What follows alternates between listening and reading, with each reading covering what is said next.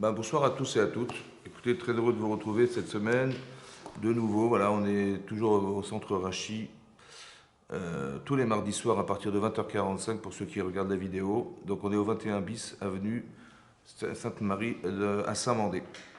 Alors, Vaïchev Yaakov Beres Megoraviv. On va traiter la paracha de Vaïchev. Vaïchev Yaakov Beres Megoraviv Beres Kenan. Vaïchev Yaakov. Il s'est installé Yaakov dans le pays Megoraviv où vivait son père, Beres Kenan, au pays de Kenan. Alors Rashi explique au nom du Midrash, au nom des Chazal, dans le Midrash. C'est marqué ici, on est on a le même fromage, donc c'est la colonne de gauche, troisième ligne après les grandes lignes. Veon Nidrashbo, Vayeshev Yaakov, oui, vous avez vu? C'est marqué Bikesh Yaakov Veshev Beshalva. Yaakov, il a voulu s'installer Beshalva, ça veut dire en paix, tranquille. Et Kafat Salav Roxos et Yosef. Il est sauté sur lui la colère de l'épreuve qui a été celle de Yosef. Oui, Yosef a été chassé de chez ses parents, il a compris en fait. On lui a fait croire, il a compris que Yosef avait disparu, ouais, et donc il a eu cette problématique. Et là-dessus, les Chachamim disent Tzadikim et Vakshim les chefs Beshalva, les Tzadikim veulent être tranquilles. Omer Akshbochou, l'Odayam, la Tzadikim, Machemetukan, Laem, Leolaba, ça leur suffit pas aux Tzadikim, ce qu'il aurait préparé au monde futur. Et là, mes Vakshim les chefs Beshalva, Balamazé, ils veulent aussi s'installer Beshalva, ouais, tranquille, ouais, dans ce monde, d'accord. Et donc, dès l'instant où il a eu le désir de dire voilà, ma vie, j'ai fait ma vie, voilà, tout à coup, tlac, ça se déclenche, il va y avoir le problème de Yosef, d'accord. Alors, comment ça se comprend? Il voulait, voilà. En fait, pourquoi il a voulu s'installer Béchalva? Ouais, il a dit voilà, j'ai réussi ma vie, entre guillemets, j'ai réussi ma vie. Parce que dès l'instant où Yaakov, il a récupéré la Bechora de son frère, le droit d'aînesse, il récupère le bracha de son frère, il est confronté, il est parti à l'Eshiva pendant 14 années de sa vie, il est parti chez Lavan où il a été confronté à Lavan pendant une vingtaine d'années, ça va. Ensuite, il est sorti de là-bas, il a été confronté à Esav. Après s'être confronté avec son beau-père Lavan, il est confronté à la problématique d'Esav.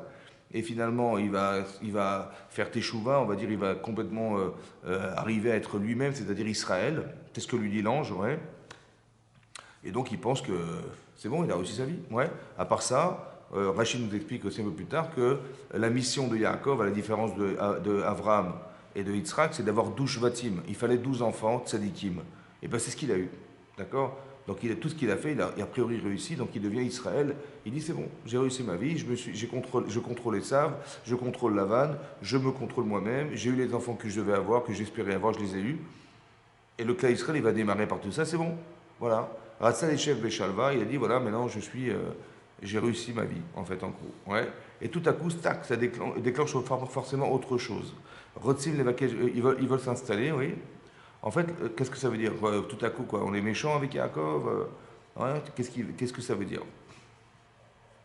Alors, on va se rendre compte en vérité que de croire qu'on va s'installer Béchalva, en fait, déjà la première approche, c'est de se dire qu'on n'est pas là sur Terre pour rien. Ça va? Donc, si on vit, c'est qu'il y a forcément quelque chose à vivre. Ça va? Donc, je ne peux pas dire que si je vis, c'est que forcément je suis là et puis à un moment donné de ma vie, je vais être tranquille. Oui, en fait, si je vis, c'est que forcément il y a quelque chose à corriger, il y a quelque chose à bonifier. On peut toujours imaginer qu'on va devenir encore plus et en plus grand en vivant que si, parce que si notre mission s'était arrêtée là, eh ben, on ne serait plus là déjà. Ça va? Donc c'est forcément clair qu'il n'y a pas cette notion de chalva, entre guillemets, d'apaisement. L'apaisement, c'est quelque chose qu'on va vivre l'éternité ensuite. Mais on est là pour essayer de comprendre et de savoir qu'on est là pour bonifier son existence, arriver à être tzadikim, à atteindre un niveau Olamaba qui est le plus haut possible. Voilà ce qu'on espère. Et c'est ce qu'espère Hachem aussi. D'accord? Donc si je vis, c'est que forcément. Donc qu'est-ce qui va se passer? En fait, on va voir que Yaakov, il va vivre des choses, pour lui, autant que ses enfants, des choses qui sont des corrections personnelles. Ouais? Et donc qu'est-ce qui va se passer? Là, c'est marqué que l'essentiel de la famille de Yaakov, ouais, c'est ce qui est marqué le passage qui va suivre, et les Toldot Yaakov Yosef.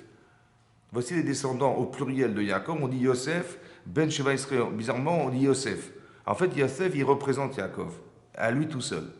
Oui, il avait, comme dit Rashi, il avait trois choses essentielles qui rattachaient Yosef à Yaakov Avinu. C'est son visage. Déjà, il ressemblait à son père. Hein. Donc, on sait pertinemment que si on ressemble à ses parents, c'est qu'on a quelque chose de commun avec ses parents. À part ça, il a eu la même histoire que son fils. C'est-à-dire que Esav, il a jalousé Yaakov Avinu, il a carrément essayé de l'assassiner, et on voit que ses frères, ils ont la même problématique avec Yosef. Ils ont essayé de le tuer, de le manger. À part ça, Ben Zekouni Moulo, c'est l'enfant de sa vieillesse, c'est l'enfant de la femme qu'il aime. Donc il y a forcément des éléments présents qui le rattachent à cet enfant en particulier. Ouais. Et cet attachement il va être justifié parce qu'il est très brillant, intelligent. Yosef est intelligent, brillant. Et donc Ben Zekouni Moulo, c'est l'enfant de la sagesse de Yaakov. Et donc la vieillesse autant que de l'intelligence qu'avait Yaakov à transmettre la sagesse qu'il avait à transmettre à cet enfant en particulier qui était Yosef. Maintenant, qu'est-ce qui va se passer? Cette différence, en fait, que va faire Yaakov Avinu, elle va déranger. Ouais, parce qu'il a une relation avec cet enfant particulière, privilégié, qui va déranger. D'accord? Et on a expliqué que, en fait, il y a le regard parental, ça veut dire qu'est-ce que vous donnez à vos enfants. Ouais. Et des fois, comment dire, il y a une relation particulière avec un enfant parmi les autres. Ça, c'est le regard que le parent a et qui se justifie par cette relation. Mais on ne se met pas forcément dans la peau de celui qui va subir cette relation. Les autres enfants, ils vont subir. Ouais. Et là, on va se rendre compte qu'il va se créer une atmosphère, on va dire une atmosphère, on va dire qui n'est pas forcément consciente, ouais, parce qu'on ne va pas parler de conscience, puisqu'on parle de tzadikim. Ouais. Donc les mots utilisés dans la Torah, la sina, la kina, la jalousie, la vengeance, c'est quelque chose d'interne qui se matérialise après par des actes, mais qui ne sont pas forcément conscients. Après, je vais vous expliquer pourquoi c'est pas conscient. Comment c'est explicable, pas conscient. D'accord. Il ne faut pas lire dans la paracha, ouais, ils haïssaient leurs frères, comme on se l'imagine, texto. Là, il faut savoir que la Torah, quand elle parle de sentiments, elle nous donne pas les sentiments réels. Réels, ça veut dire qui sont visibles extérieurement. Oui. Ce que la Torah nous dévoile, c'est souvent des choses qu'on ne voit pas. La Torah dit, voilà, ce comportement, il est justifié par ça, ce comportement est par ça. Oui. Mais par quoi? Alors, par la jalousie et la haine. Alors, qu'est-ce que ça veut dire? Ça veut dire qu'il y a une partie inconsciente chez nous qui va nous faire réagir. D'accord? Maintenant, par exemple, je vous donne un exemple simple. Si même Yosef est coupable, d'accord? C'est à vous de juger, les enfants de juger, ou c'est à leur père de juger? Hein? Ben, le père. À part ça, ils vont juger qu'il était condamné à mort. Oui? Donc ils auraient privé un enfant de leur père. C'est normal ça? Vous trouvez ça normal? Hein? Qu'ils n'aient pas pensé à dire, écoute, c'est très grave ce qui se passe, on va dire à notre père ce qui se passe. Comme Yosef, il va voir tout le mal qu'il trouve chez ses frères, en particulier les enfants de Léa, il va raconter à son père. Ouais, il va être Kol di Batam la vie, mais il va raconter ce qui se passe chez les frères, il va raconter, bonsoir, il va raconter tout ça, il va raconter tout ça à son père. Donc il y a une attitude relationnelle entre enfants et parents, en disant, moi, c'est pas mon rôle, ouais, mais il va aller voir son père pour dire, écoute papa, tes enfants, ça va pas, d'accord? C'est ce qui aurait dû se passer avec Yosef. Pourquoi ils n'ont pas eu la même idée, la même faculté d'intervention que Yosef a eu? C'était logique. Ouais. Non, ils vont priver cet enfant de leur père. Mais de quel droit tu le prives d'un enfant, vous comprenez? Et donc, c'est pour ça que j'explique inconsciemment, il y a des choses que je n'ai pas envie de savoir. Parce que si j'ai conscience de la souffrance que je vais occasionner, je ne vais pas le juger. Si je ne vais pas le juger, c'est moi qui vais souffrir. Ouais. Donc c'est pour ça que je vous dis que c'est des sentiments qui ne sont pas forcément conscients chez eux. Oui, mais qui révèlent de quelque chose qui est un déséquilibre. Moi, j'avais compris ici l'histoire en expliquant que le déséquilibre que vous voyez chez les enfants, c'était au départ le déséquilibre chez les parents. D'accord? Parce que Yaakov, il aime Rachel, mais plus que Léa. Et cette différence, elle est vue chez Hachem comme une haine. Vayar Hachem kisnu Léa. Si Hachem a vu, encore une fois, pourquoi ne nous dit pas, bah, Yaakov, il n'aimait pas sa femme? Bah, tout simplement, il aimait moins sa femme, tout simplement en nous disant qu'il avait quelque chose contre elle. Ouais, on peut le comprendre, parce qu'elle l'a trompé, etc. On pouvait le comprendre. Non, c'est pas marqué comme ça, il est marqué qu'il aimait. Mais Hachem, il a vu autre chose. Et que ce manque d'amour, c'est un déséquilibre qui est chez lui, qui devrait être comblé par Yaakov, mais qui n'est pas comblé, et qui va engendrer chez les enfants. Vous allez voir que les enfants de Léa, ils ne vont pas supporter celui de Rachel. Pourquoi? Vous avez compris comment ça se fait qu'on est dans un terrain? Alors c'est ce que j'ai expliqué, qu'en fait, que la partie qui n'a pas été solutionnée par les parents va devoir l'être par ses enfants. Vous avez compris? C'est ça qui va se passer. D'accord? On engendre en fait cette problématique. Et c'est ça que les enfants, ils vont essayer de corriger. Et ce qu'on va essayer de corriger jusqu'à aujourd'hui. Ça n'a pas été solutionné, mais jusqu'à maintenant, ça n'a pas été solutionné. D'accord? Donc quand on dit Yaakov, il voulait s'installer de façon paisible, en fait, on se rend compte qu'il y a des choses à corriger. Quoi, ils veulent s'installer paisiblement ici alors qu'ils ont l'Olam Haba, ouais. En fait, ça se mérite le monde futur. Donc en fait, on a compris que les épreuves qui vont être proposées pour Yaakov en particulier, autant que pour ses enfants dans la paracha, c'est forcément des choses correctrices. On va essayer d'aider Yosef. On va essayer d'aider. C'est ça qui va se passer. Donc, qu'est-ce qui va se passer? Donc, Yosef, personnage essentiel dans la paracha, il va faire des rêves, d'accord? Des rêves prémonitoires en expliquant, voilà ce que j'ai rêvé. Qu'est-ce qu'il a rêvé? Il a rêvé de gerbes. Il voyait ses frères dans le rêve qui ramassaient des gerbes, d'accord? Qui rassemblaient des gerbes. Et ces gerbes ramassées, ensuite il a dit, vous savez, la mienne elle était debout, elle était omedette, venit sava, c'est-à-dire qu'elle était dressée, devant vous. La mienne était dressée. Par contre, la vôtre était soubena, elle était pliée. Vetish tachavena, elle était carrément se prosternant devant moi. Pour il arrivait de gerbes qui se prosternent devant une gerbe. Et le deuxième rêve, il arrivait d'étoiles, mais qui là se prosternaient devant lui. À la différence du premier rêve, où là, il n'apparaît pas dans le rêve, Yosef. Il apparaît comme une gerbe. Comment ça s'explique? Comment on pourrait expliquer ça? En fait, il arrivait du blé. Ça veut dire qu'il arrivait des années d'abondance. Il a dit, c'est là qu'on va se retrouver. En fait, je vais disparaître et on va se retrouver. Mais je n'apparaîtrai pas à vos yeux, vous les gerbes, comme quelqu'un qui est présent dans mon rêve. Je n'apparaîtrai pas dans mon rêve parce que vous n'allez pas me reconnaître. Je vais rester, on va dire, la personne qui va gérer l'économie mondiale à travers l'Égypte. C'est pour ça que j'apparais comme une gerbe et pas comme un être. À la différence que la deuxième fois, quand on va se retrouver, je vais me dévoiler à vous. Là, vous êtes des étoiles et tout à coup, vous êtes prosterné devant moi. Là, vous allez avoir conscience de mon existence. Vous avez compris ça? Et même mon père et ma mère seront au courant de mon existence à ce moment-là. Mais c'est quelque chose qui est décrypté comme au départ des gerbes, après, c'est des étoiles. Vous avez compris? Mais quelque part, il n'apparaît pas dans le rêve, et une fois, il apparaît, oui, dans le rêve. Il apparaît, bien sûr, mais à travers la gerbe, donc il n'est pas apparent, il n'est pas reconnu comme étant un homme, et là, il apparaît comme étant l'étoile autant qu'ils sont des étoiles. Vous avez compris ce que je veux dire? Il est là, il apparaît, vous allez vous prosterner à moi. Donc il a dit moi, donc là j'apparais, tout à coup j'apparais. Mais c'est prémonitoire, il sait qu'il va dominer, il sait qu'il est dominant. Quand c'est marqué dans la Torah qu'il a une personnalité très particulière, parce que Roé était Chav Batson, il était berger de ses frères du menu bétail. Berger, ça veut dire qu'il avait une capacité à gérer. Il est le plus petit enfant de Yaakov Avinu, mais il a l'air de gérer ses frères. Il a l'air de défendre des enfants qui sont ceux de Zilpa et de Bilha, parce que traités à ses yeux comme étant des esclaves, c'est-à-dire des enfants des servantes. Et donc il est le défenseur des gens qui sont défavorisés et qui sont dénigrés. Voilà, vous avez compris cette personnalité qu'il a. Seulement, elle est débordante. Il ne la contrôle pas. Disons qu'il est très profond dans le fond, mais manifestement dans la forme, ça ne va pas. Et c'est la forme qui va déranger. Et c'est souvent comme ça que ça se passe. Ouais, que quand on exprime de la forme, ouais, c'est la forme qui dérange. La haine, en vérité, elle s'exprime par, au départ, je pense que la haine est issue de la jalousie et qui va entraîner de la haine. Mais la jalousie, c'est l'avoir. Ouais, il a des avantages qu'il a parce que notre père, il entre guillemets nous néglige parce qu'il ne nous regarde pas. Et donc c'est pour ça que tout ça, ça va se mélanger, ouais, va se mêler, et ça va entraîner que on va devoir juger Yosef. Ouais. C'est-à-dire que le manque de respect que, entre guillemets, son père il a vis-à-vis d'eux, autant que son frère il a vis-à-vis d'eux, ouais, cette forme de négligence va entraîner de la haine. Parce que, pourquoi c'est comme ça? Si tu ne me respectes pas, je te tue. Parce que, qu'est-ce qui fait mon respect? Qu'est-ce qui me distingue du reste de la nature? C'est ma neshama. Ouais.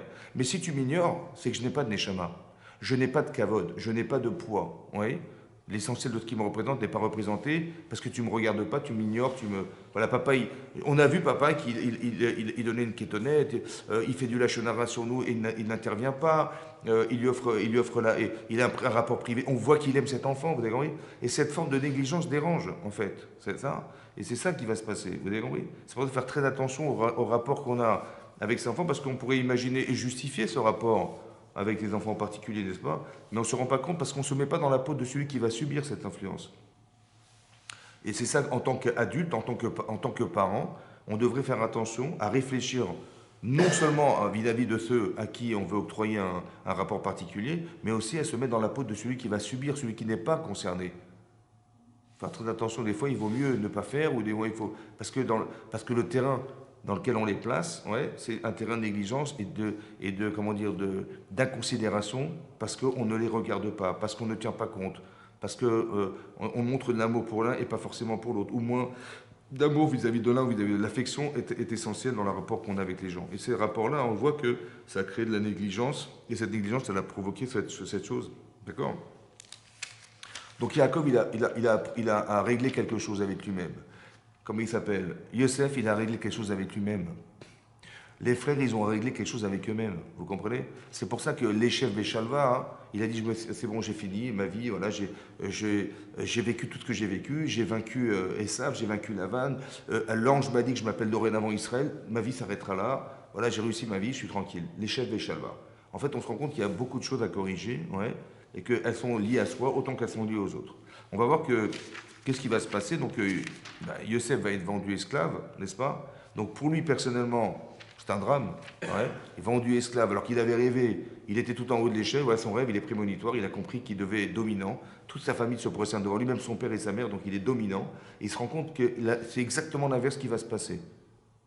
Bizarrement, il va être vendu par ses propres frères esclaves. Donc et se voyant au-dessus de tout, en fait, il est en dessous de tout. Non seulement dans l'estime comment dire, dans l'estime que ses frères ont de lui, et autant au niveau social. Parce qu'il devient l'esclave. Et on sait qu'un esclave, il ne pourra jamais atteindre n'importe quel niveau social, c'est impossible. À l'époque, c'était comme ça. Et donc, qu'est-ce qu'ils vont faire? Donc, qu'est-ce qui va se passer? Donc, leur père va dire, il faut que tu ailles retrouver tes frères.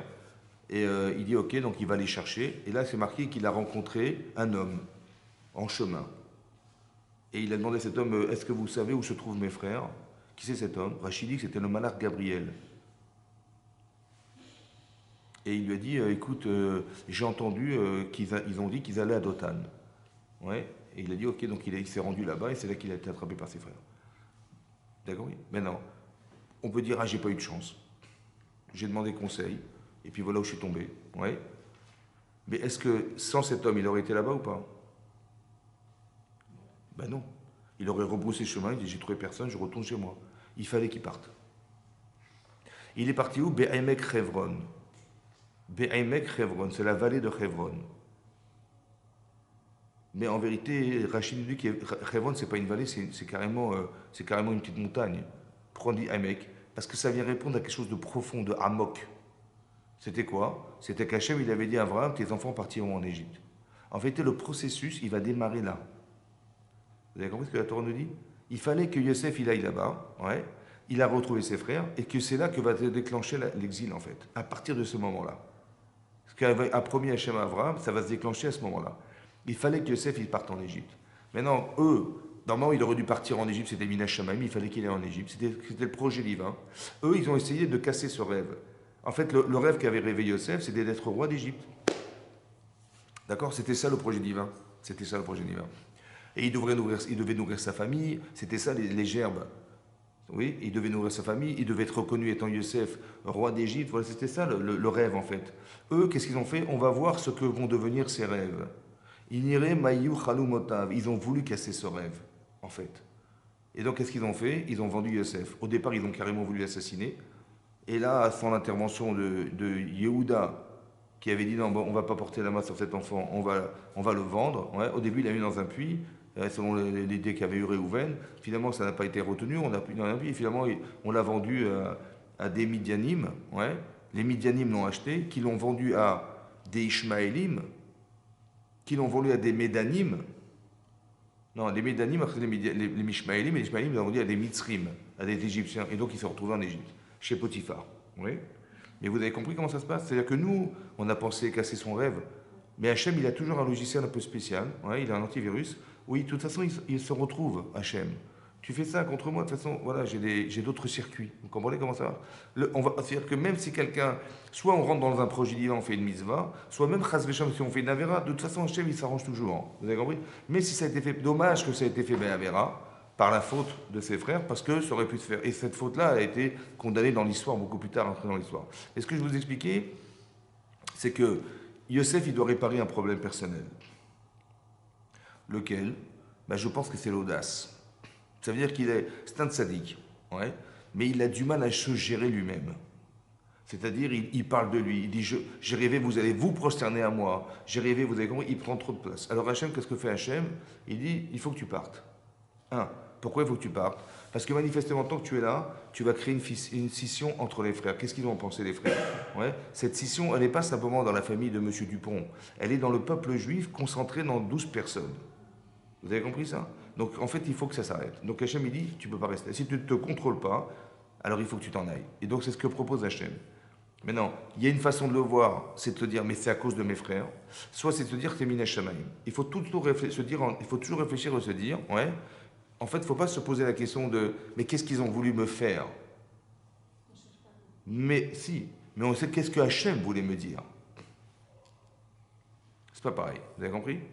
Parce que si on dit, c'est mes frères, je vais être haineux, je vais jamais oublier, je vais l'en voir à vie. Alors que si je dis non, ils n'ont été qu'intermédiaires, parce que Hachem, qu'est-ce qu'il voulait me faire vivre? C'est autre chose, vous avez compris? Il a juste utilisé mes frères, mais en vérité, au fond, il voulait me faire vivre quelque chose. Donc quand je le réfléchis de cette manière, je sais que ce que je vis a un sens, parce que ça a été pensé par Hachem. C'est pas agréable, c'est vrai, mais ça va forcément décaper son désir de parler de lui. Pourquoi? Parce que quand on est vendu esclave, on va faire quelque chose de soi, sans se vanter d'être quelqu'un. Vous comprenez? Ça veut dire que je vais être, mais sans dire je. Vous avez compris? Je veux dire, vous avez vu ce que j'ai réussi à faire? Ouais, je suis, j'ai rêvé, j'ai machin. Non, tu parleras plus de toi. Par contre, tu vas faire de toi quelque chose. Donc quand Hachem il le rend Eved, ouais, quelque part ça peut briser ses rêves, quelque part dans sa tête, mais il faut bien comprendre que c'était nécessaire parce qu'il dit je. Ensuite, qu'est-ce qui va se passer?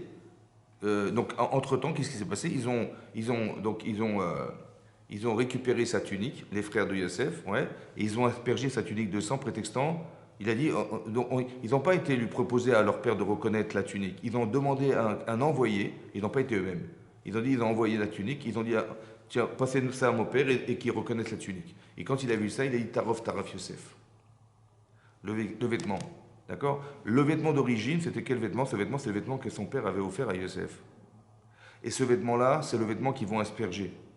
Et la femme de Potiphar, elle va prétexter qu'elle a été abusée par Yosef en récupérant le vêtement de Yosef. Vous avez vu que ce vêtement, il revient tout le temps? Pourquoi? Pourquoi c'est son vêtement? Le vêtement de Yosef, ouais? Parce qu'on est dans la forme. C'est la forme qui dérange. Vous avez compris? Donc il est en train de travailler sur la forme, Yosef. Oui, il n'a pas assez de pudeur interne pour pouvoir faire que il va s'exprimer non pas selon son avoir, mais selon son être. Et c'est ce que va essayer de faire Hachem. C'est pour ça qu'il va passer par la prison, c'est pour ça qu'il va passer par toutes ces épreuves, en fait, qui vont décaper complètement Yosef jusqu'au moment où il va arriver devant Paro, et là il va dire c'est pas moi, c'est Hachem. Vous avez compris? Mais tout ça, ça a pu se faire que parce qu'il est passé par la vente, parce qu'il est passé par l'Égypte, parce qu'il est passé par l'histoire de la femme de Potiphar, parce qu'il est passé par la prison, tout ça, ça l'a aidé à devenir cet homme. Mais il y a toujours deux façons de penser. Soit je tombe dans le drame, soit je réfléchis à ce que je deviens. Vous avez compris? C'est ça qu'Hachem veut. C'est comme ça qu'on doit lire la paracha, et c'est comme ça que dans sa vie, on lit les événements. Ça, c'est le problème. C'est marqué dans Rashi que Yaakov Avinu, il a pleuré son fils en apprenant qu'il était décédé. Yamim Rabim, de nombreux jours, Yamim Rabim. Et là-bas, Rashi relève, il dit non, ça ne s'est pas passé, ce n'est pas des jours qui se sont passés, c'est des années qui se sont passées. Oui, on verra que lorsqu'il va apprendre la mort de son fils, oui, en fait, pourquoi il a pleuré? Il a pleuré évidemment à la mort de son fils, mais il a surtout pleuré autre chose. Il a pleuré qu'il pensait qu'il avait réussi sa vie, ouais. Et là, il se rend compte que finalement, il n'a pas de 12 Shvatim. Ce qui était prévu au départ, c'était ça. Rachid expliquait que l'objectif que devait atteindre Yaakov, c'était d'avoir 12 Shvatim. Il n'en a plus que 11. Ça veut dire qu'il a raté ce qu'il. Hachem lui a dit c'est fini. Ouais, tu as raté ton objectif. C'est ça. Et c'est ça qui le rend malade. Aussi. Vous avez compris? Indépendamment de la tristesse qu'il a d'avoir perdu cet enfant, mais là, il a perdu le but de sa vie, en fait. Vous avez compris? Ce qu'on avait proposé à Abraham qui n'a pas réussi, ce qu'avait proposé Hachem à Yitzhak qui n'a pas été réalisé, ça a été réalisé par Yaakov. Et ça, il voit que cet enfant disparaît, donc c'est un drame pour lui, indépendamment du fait. Mais il a pleuré son fils, Yamim Rabim. Il ne trouvait pas, la consolation. Pourquoi Rachid dit pourquoi? Parce que son fils n'était pas mort. Parce qu'il y a une loi que Hachem il a instituée, que la personne, elle devrait oublier la personne disparue. Ça s'oublie avec le temps. Et là, ça ne s'oubliait jamais. Alors j'ai vu la femme m'avait dit une explication, elle m'a dit que pourquoi il n'arrivait pas à l'oublier. Parce que dès l'instant où quelqu'un pense à vous et vous pensez à lui, ça ne peut pas s'oublier. Et comme Yosef, il pensait à son père, et que lui, il pensait à son fils, on ne peut pas l'oublier. Vous avez compris? C'est ça qui est révélateur qu'il était vivant. Vous avez compris? C'est ça. Et donc c'est ça qui est marqué là. Maintenant, il a pleuré Yamim Rabim. Rachid dit pourquoi ce n'est pas des jours mais des années? C'est compté comme des jours dans la Torah, mais il s'agissait d'années.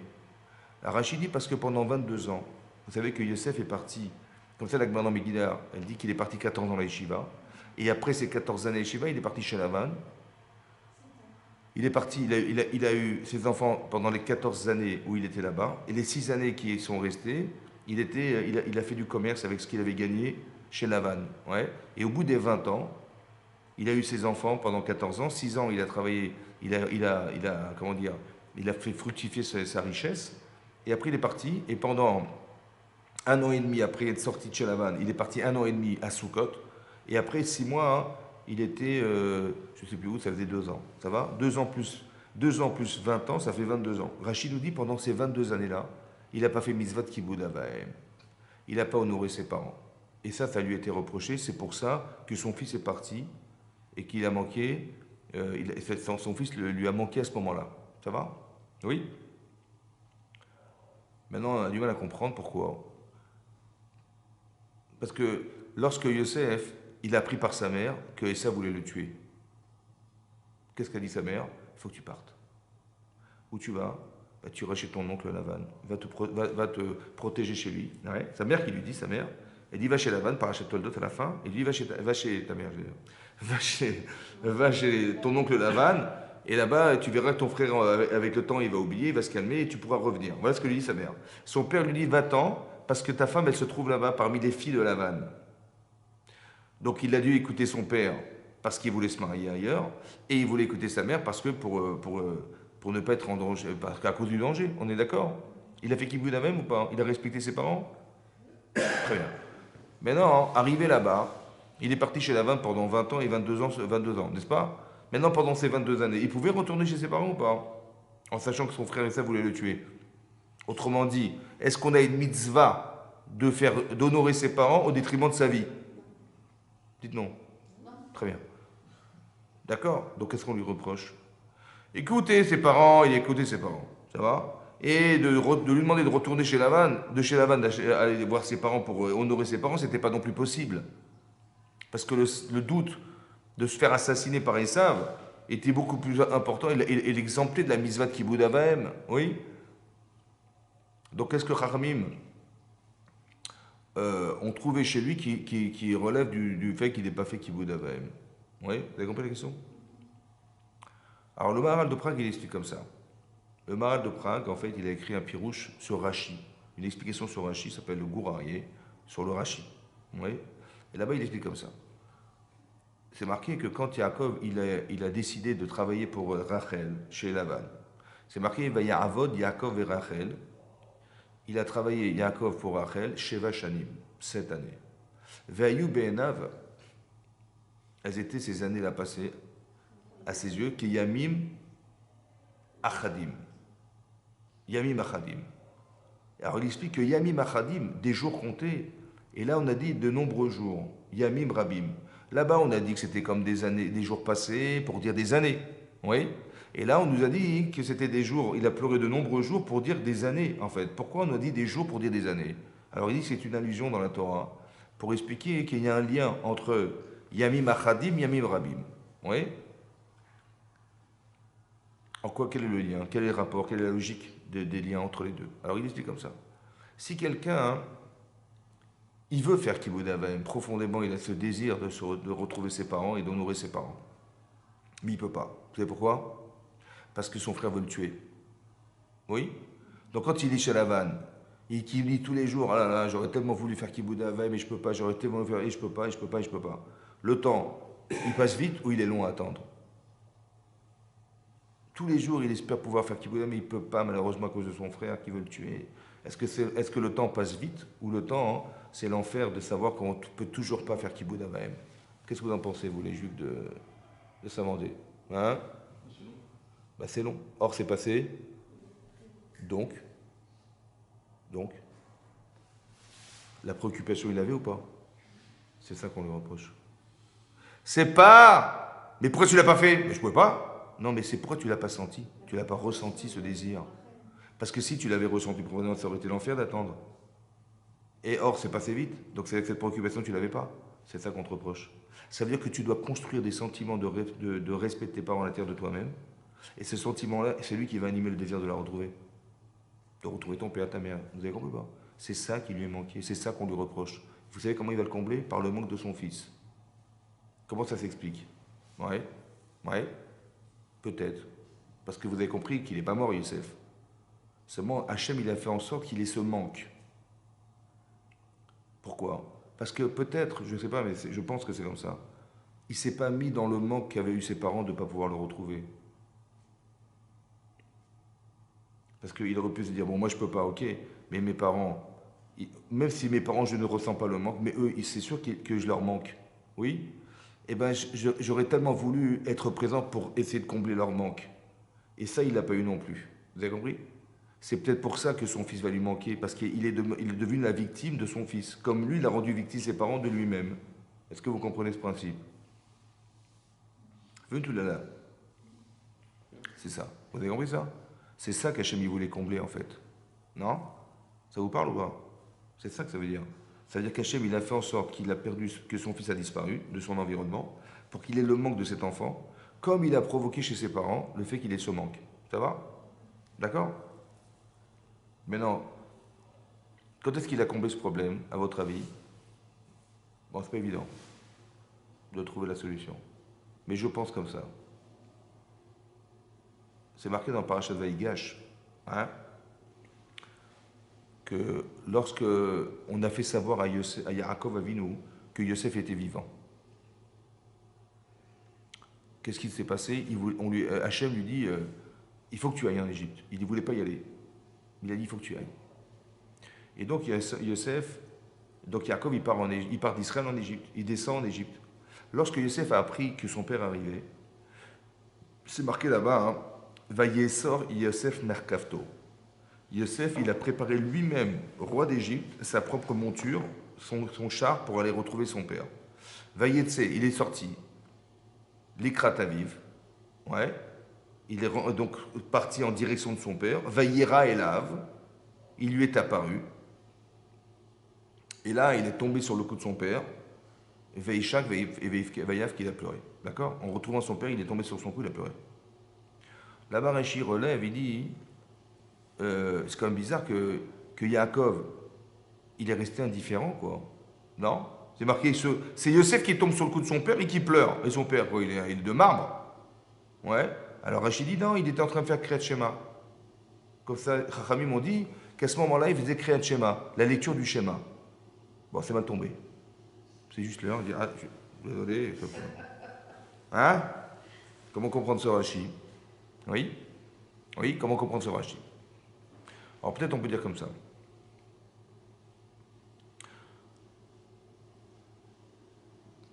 En fait le Raphaël Shmulevitz, il explique au niveau du fils, mais pas du père. Moi, je l'ai extrapolé pour le père. Écoutez bien ce qu'il dit. Il dit en vérité, Yosef, il avait un dilemme.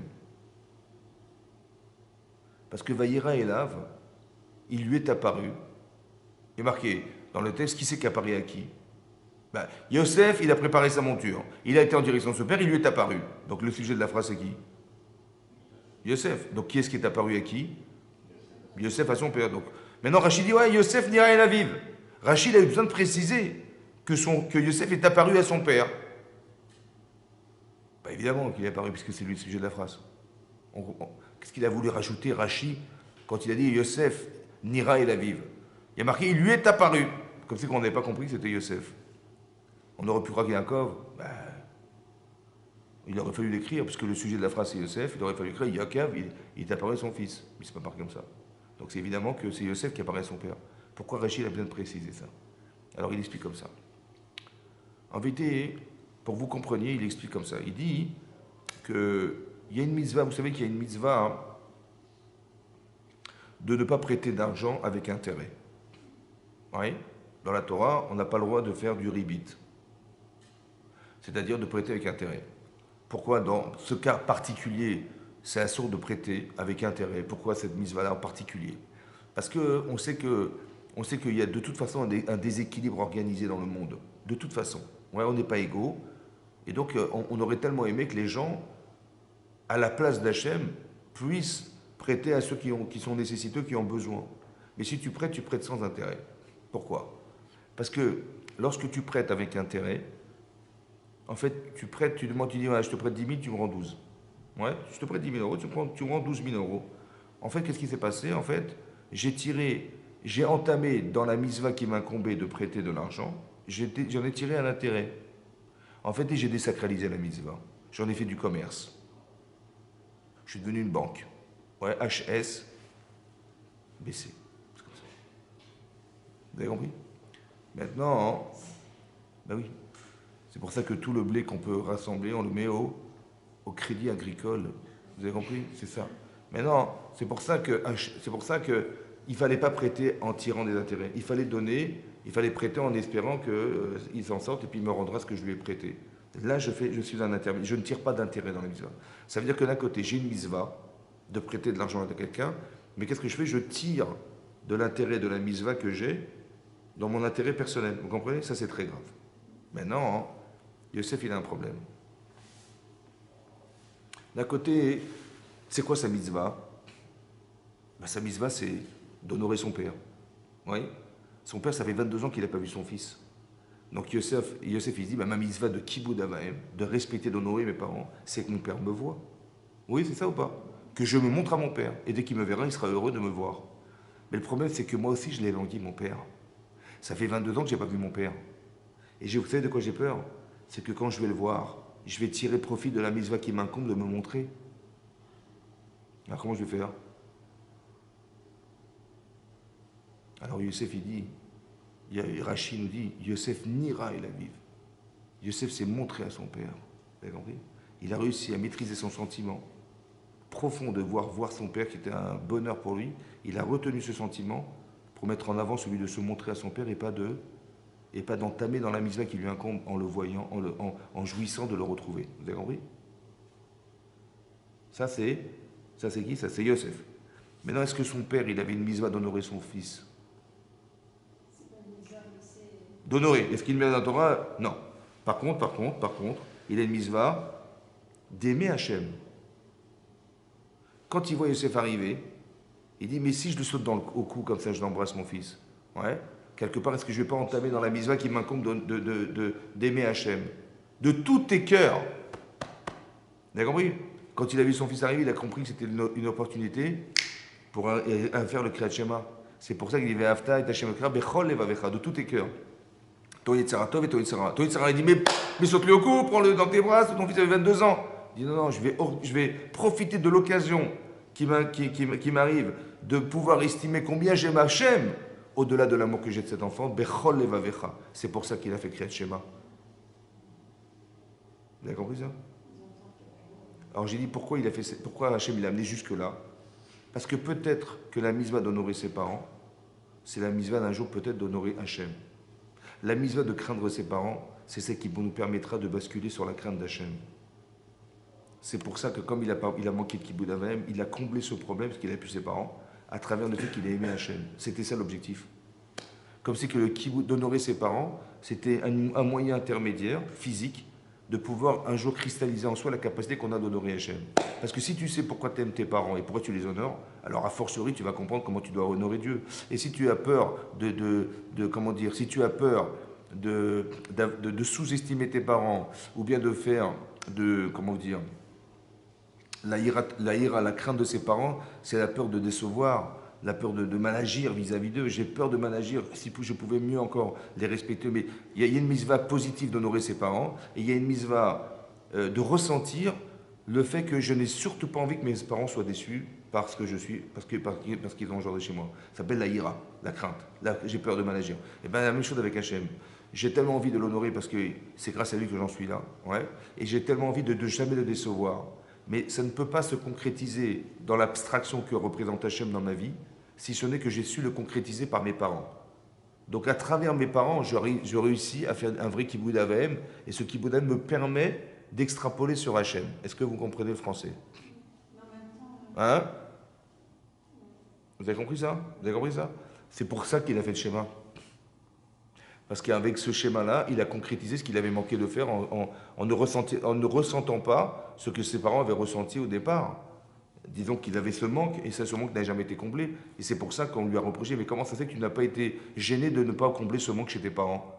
Ça va? Autant que toi, ça ne te dérange pas non plus. Alors, tu vas le revivre avec. Donc, vous avez compris? Ça peut se vivre soit comme quelque chose de très compliqué à supporter, soit que c'est forcément réparateur. Vous voyez? Peut-être qu'il ne le comprend pas sur le champ, il y a un commun, mais il va le comprendre plus tard. Vous avez compris ce qui se passe? C'est ça. En même temps, il permet à Yosef de remplir sa mitzvah, sa mission. Évidemment. Si Mais Hachem, vous avez vu comment c'est d'une complexité extraordinaire. Mais à chaque fois, Hachem fait toujours les tovatos, il fait toujours les tovas. C'est-à-dire que quand je vous parle d'inconscience, ça veut dire quand je parle d'inconscience, ça veut dire qu'il y a des choses que je sais, que je dois corriger dans les je sais, et je sais ce que j'ai vécu correspond à ce qui me manque. Par exemple, par exemple, euh, par exemple, lorsque les frères de Yosef, ils vont apprendre que Binyamin il a volé la coupe, ouais, vous vous rappelez? Qu'est-ce qu'ils ont dit? Les frères de Yosef, ils ont dit Elohim matza et avon avadecha. Dieu a trouvé la faute de tes serviteurs. On va devenir des esclaves de Yosef. Ouais. Est-ce que Binyamin c'est un voleur? C'est un voleur, Binyamin? Binyamin c'est un voleur? Bon, bien sûr que non. Donc quand je vois, moi je suis Yehuda. Bon, je sais bien que c'est un coup monté. Binyamin, il a autre chose à faire que de voler des coupes, c'est vrai? Surtout pendant la Coupe du Monde. Bon, maintenant, hein, donc qu'est-ce que vous auriez fait? Je dis quoi? C'est quoi cette histoire? N'importe quoi, mais on va porter plainte, on va s'accompagner d'un avocat, voilà ce qu'on va faire. Oui, c'est ça ou pas? Qu'est-ce qu'ils ont dit, eux?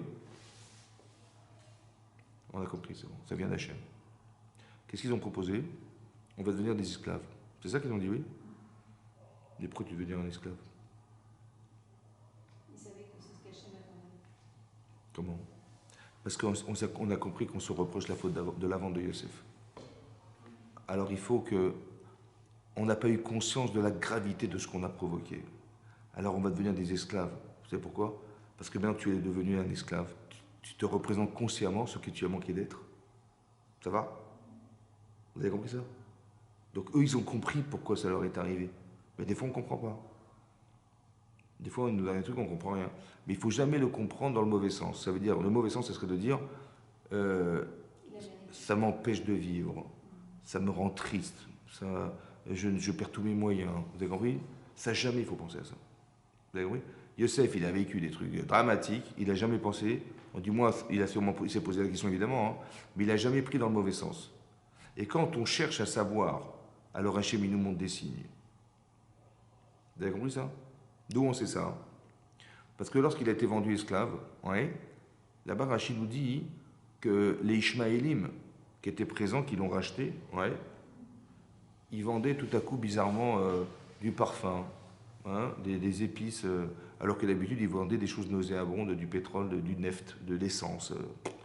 Et Rachid nous dit, le pauvre, ce tzaddik-là, ouais, Yosef, déjà c'est dur ce qu'il a vécu, on ne va pas lui rajouter le pétrole et l'essence, alors on a mis du parfum. Désodorisant. Bah oui, pauvre, moi un petit désodorisant. Ouais. Oui? Vous avez compris? Qu'est-ce qu'il va dans Rachid? Rachid dit, ah c'est le pauvre. Vendu esclave, en plus on va pas lui mettre les essences, on va lui mettre du parfum. Ouais? Qu'est-ce que ça veut dire? C'est comme ça. En fait, je vis quelque chose. Je m'appelle Yosef, je ne sais pas ce qui m'arrive. Oui? J'entends ces fameux acheteurs d'esclaves, là, ils disent, ah bah tiens, ça nous change. Le pétrole, ça fait 6 mois qu'on vend du pétrole, d'essence. Tiens, bah ça nous change un peu de parfum. Ça nous change.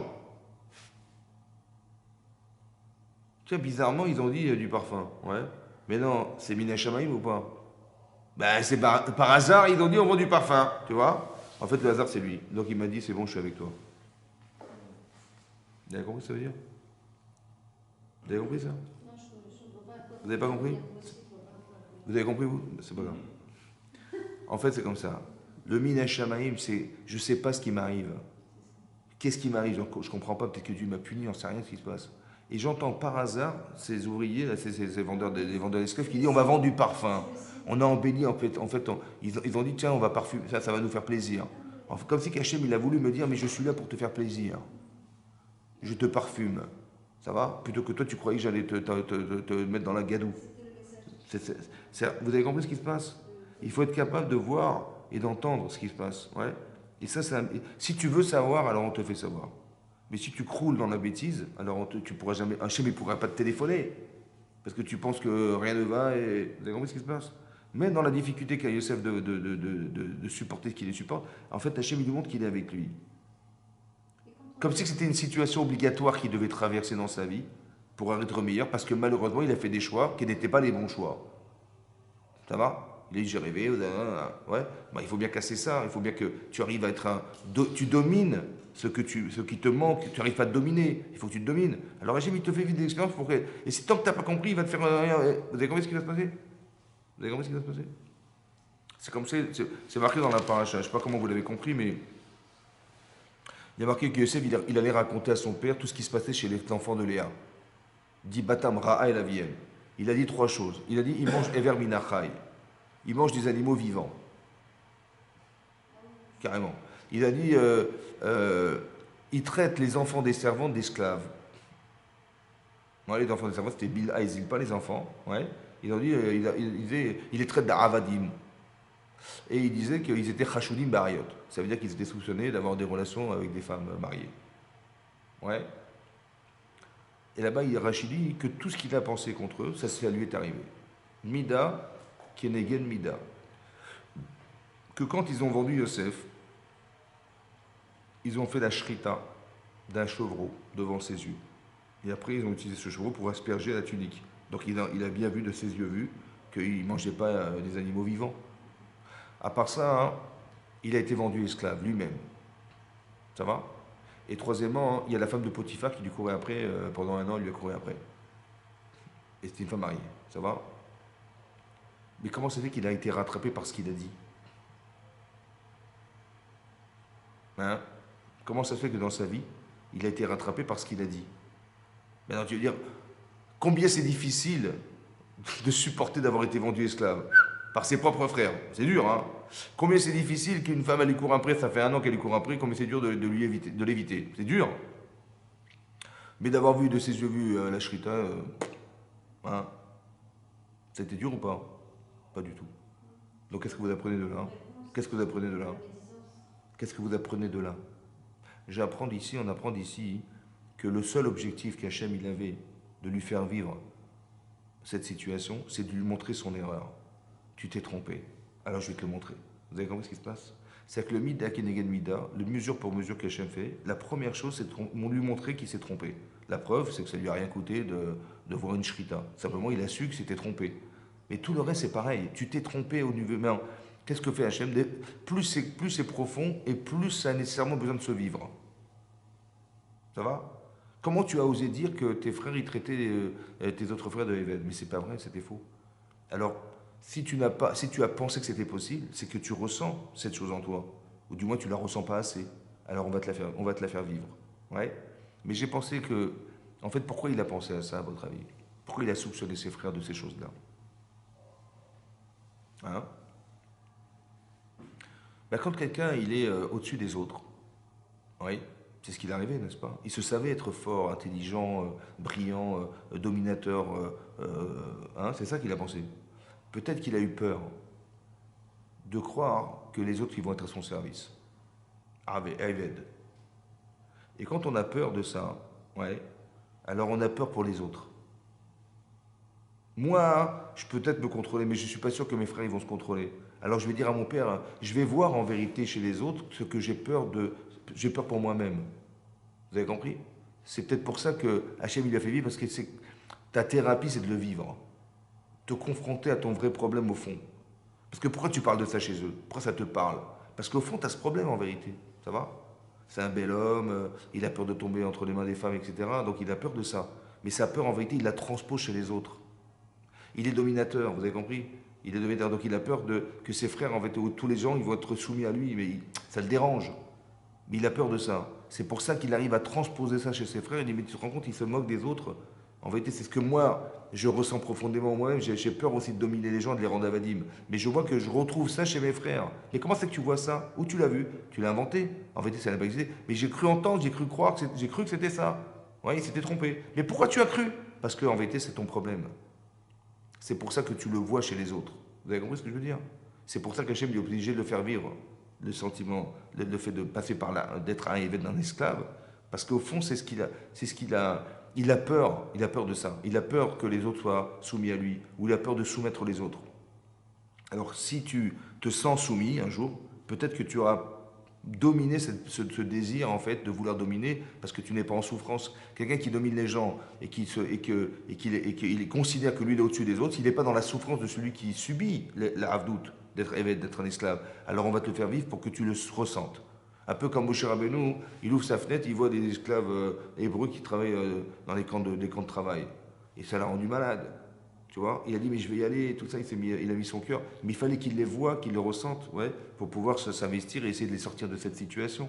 Vous avez compris? C'est ce que Hachem, il a voulu peut-être la thérapie de Yaakov, de Yosef, la thérapie, c'est que la femme elle lui court derrière, sa thérapie. La thérapie, c'est qu'il arrive à être un esclave, et sa thérapie, c'est de voir que finalement, il a vu de ses yeux que c'était faux, il s'était trompé au niveau de l'Acheta. Des fois c'est simple, des fois c'est compliqué. Vous avez compris? Des fois c'est simple, des fois c'est plus profond. Et quand on vit des choses qui sont pas forcément simples, c'est quand Hachem est en train de décaper au fond de nous ce qui nous avait manqué au départ. Vous avez compris ça? Mais quand on n'a pas cette capacité d'analyse et qu'on entend Youssef dire ça de ses frères, on peut penser que c'est de la médisance ou c'est trop. Alors je vais vous expliquer un truc. Je vais vous expliquer un truc. Si vous voyez votre fils, voilà, votre fils c'est Youssef. Et il vient vous voir, il dit, mais t'as vu ce qui se passe, maman, regarde ce qu'ils font n'importe quoi, blablabla. Ça va? Qu'est-ce que vous lui dites? Il fait du lachonara carrément sur ses frangins. Qu'est-ce que vous lui faites? Qu'est-ce que vous lui dites? Ne les juge pas mal, mais je sais pas. C'est bien ou c'est pas bien ce qu'il a fait? Pour moi, non. C'est bien ou c'est pas bien? C'est pas bien. Très bien. Alors je vous explique un truc. Pour moi, c'est très bien. Ça va? Vous avez compris? C'est très très bien. C'est pas bien hein, ce qu'il a fait. C'est très très bien ce qu'il a fait. Je vous explique un truc. Quand vous apprenez la vérité à vos enfants, mais des fois ça rentre par là et ça sort par là. C'est vrai? Mais alors vous dites, mais attendez, j'ai pas compris, je t'ai appris des choses. Pourquoi tu réagis pas à ce que je t'ai appris? Maintenant, Yosef, quand il voit ses frères faire des bêtises, il est sensible à ce que son père lui a appris ou pas? Non. Dites oui. Mais hyper sensible. Parce qu'il réagit au quart de tour, il va papa, regarde ce qui se passe, ils font un Vodazara, il est sensible à l'enseignement, oui ou non? C'est super ou pas? Donc si vous apprenez la Torah à vos enfants, mais c'est obligatoire qu'ils vont faire du Lachonara. Mais le Lachonara, c'est les révélateurs qui sont saints d'esprit. Donc si vous le dites, mais c'est la source que tu fais là, mais c'est quoi, c'est la Lachonara de ta parole? En fait, vous allez casser ce que vous avez construit. Bêtise. Vous avez compris pas? Donc c'est super, au contraire. Maintenant, il faut lui dire, merci mon chéri, je vais faire ce que tu m'as dit. Jusqu'à ce qu'à un moment, je lui dirai, écoute, j'espère que tu ne l'as pas fait pour te débarrasser de tes frères, mais pour essayer de les aider. C'est ça que j'aurais voulu que tu me dises. Il me dit, bien sûr, papa, vous avez compris? Mais je ne vais jamais casser ça, parce que c'est le résultat de ce que j'ai construit chez lui. Or, si je lui dis, mais c'est la source que tu fais, il va plus rien comprendre. Il dit, attends, j'ai pas compris. Tu m'as dit de faire respecter les mitzvot, tout à coup tu me dis c'est grave, je comprends plus rien. Vous avez compris ce qui se passe? Il faut jamais faire ça. C'est jamais mal. Au contraire, c'est très bien qu'il ait fait ça. Seulement, il faut lui expliquer, il faut le faire dans l'intérêt de les aider. Ça va? Mais si tu me racontes des bobards en disant il faut ça, puis non, il faut faire en sorte que on va les aider à se sortir de. Si c'est vrai ce que tu as dit, si c'était faux, on te dira c'était faux. Mais c'est bien que tu aies réagi, que la cavode. Mais jamais de lui dire c'était mal ce que tu as fait. Parce que si je lui dis que c'était mal, il va croire que ce qu'il a ressenti c'était faux, donc il va surtout pas ressentir. Et ça, c'est pas bon. Ou il va plus comprendre. Mais alors, je sais plus où mettre le curseur. C'est bien ou c'est pas bien? Je comprends plus rien. Vous avez compris? Il faut pas faire ça. Au contraire, s'il est réactif, c'est super. Parce qu'il est tellement contrasté entre le bien qu'il a appris et le mal qu'il voit que ça le dérange. Donc c'est qu'il est saint d'esprit, c'est qu'il a compris, c'est qu'il a assimilé, c'est qu'il est concerné. À la différence, je dis, il était marqué dans le livre, mais ça ne m'intéresse pas. Hein. Je dis, mais comment ça fait? C'est marqué, tu ne peux pas bouger, tu ne peux pas te réagir. Vous avez compris? C'est l'inverse. Donc c'est un tzaddik, c'est ça que je voulais vous dire. Vous avez compris?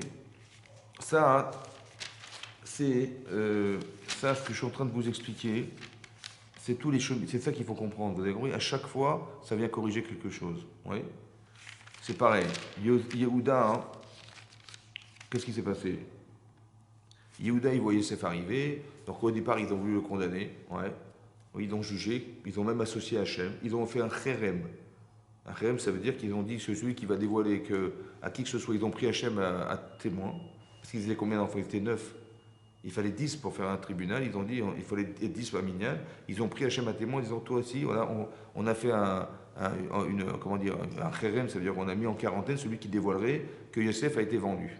Personne ne devait le savoir.